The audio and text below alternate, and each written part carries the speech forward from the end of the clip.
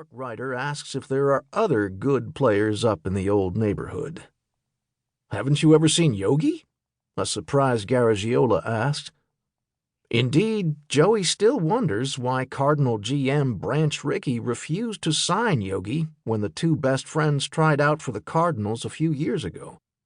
Joey received a $500 bonus and left for the Cardinals' minor league team in Springfield in '42, leaving Berra playing American Legion ball and wondering about his future.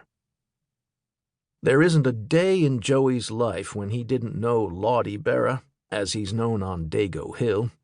They have lived in the same small but neatly kept houses across the street from each other ever since Joey was 4 years old and Lottie was 5.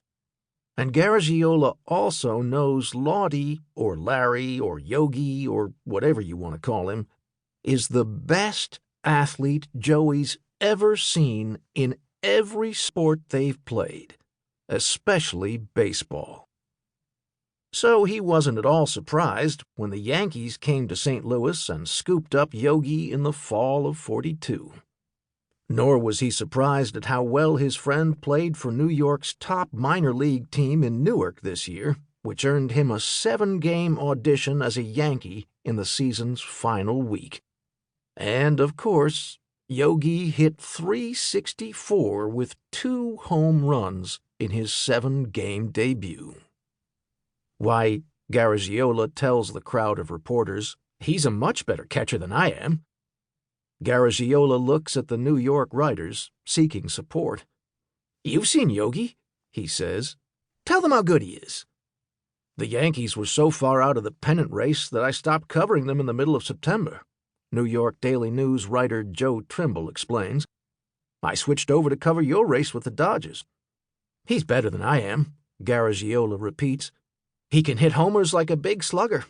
Plus, he can run faster than any catcher you ever saw." The writers returned to asking about the World Series, now deadlocked at 2 games apiece, but Joey is undeterred. "Berra will be the best catcher in the American League in a couple of years," Garagiola tells the national media.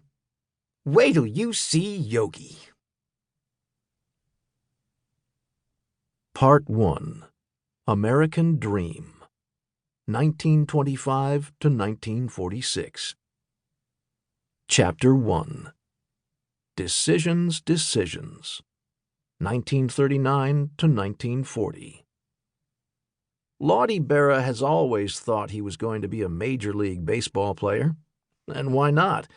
It's early in the summer of 1939, he's a few weeks past his 14th birthday, and he's always been the best player among the hundreds of boys playing ball on Dago Hill, the Italian quarter of St. Louis.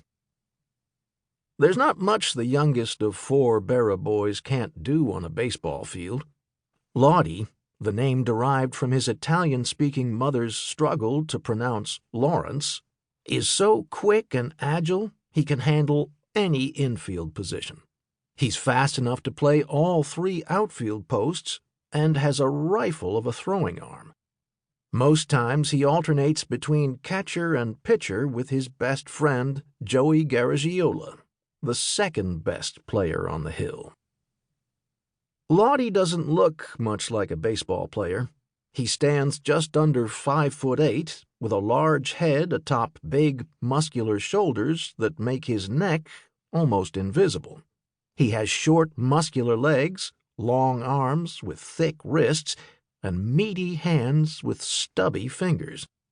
But put a bat in those hands, and he'll hit anything thrown to him, in the strike zone or out, and hit it hard from either side of the plate. A while back, his older brothers, all good ball players themselves, convinced Lottie that hitting left-handed gave him an edge. So Lottie, a natural right-handed hitter, simply switched sides. Nothing seems to faze this kid, not even the taunts about his looks he always hears when he faces a team for the first time. A double with the bases loaded usually takes care of that, and there are plenty of those, too. When there's a tough pitcher on the mound? So what? Berra said.